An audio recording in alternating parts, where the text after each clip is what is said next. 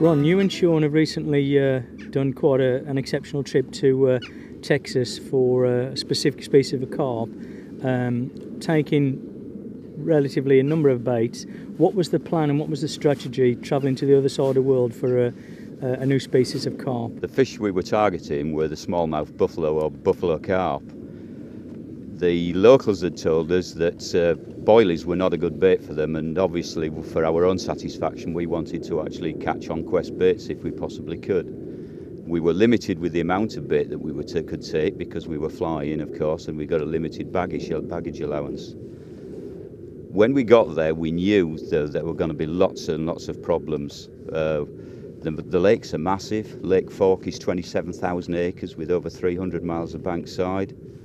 We were in the middle of winter. What we didn't really expect were temperatures ranging from 80 degrees Fahrenheit to minus 12 Fahrenheit with minus 19 wind chill. While we were there, the rods and reels were actually freezing, the reel handles, anti-reverses were freezing, so we'd got some exceptional weather conditions to deal with. We were told that fish and meat baits were an awkward bait to take because of the number of channel catfish and blue catfish there. So we narrowed our bait selection down to the fruity trifle, which we had a lot of success on before, and Raja spice. The fruity trifle was introduced in small quantities again, a few baits catapulted out. Small PVA bags with crumb boilies inside them.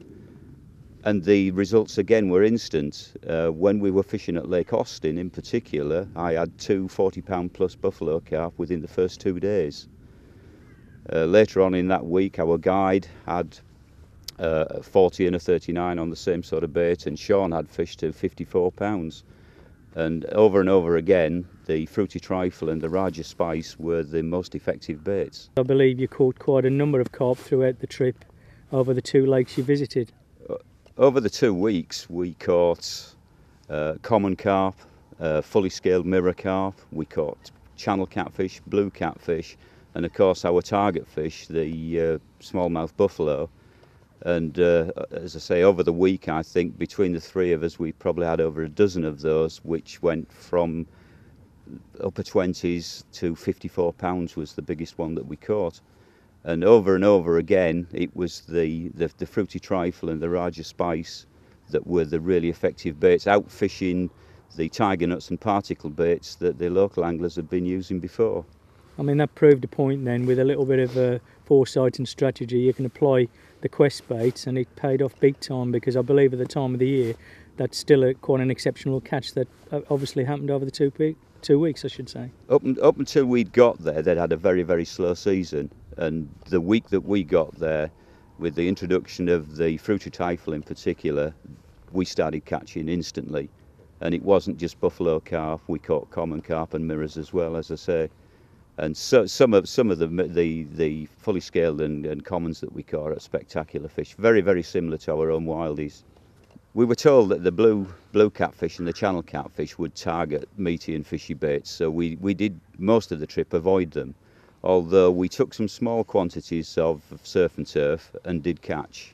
We did catch a lot of catfish as well, but we did catch mainly common carp.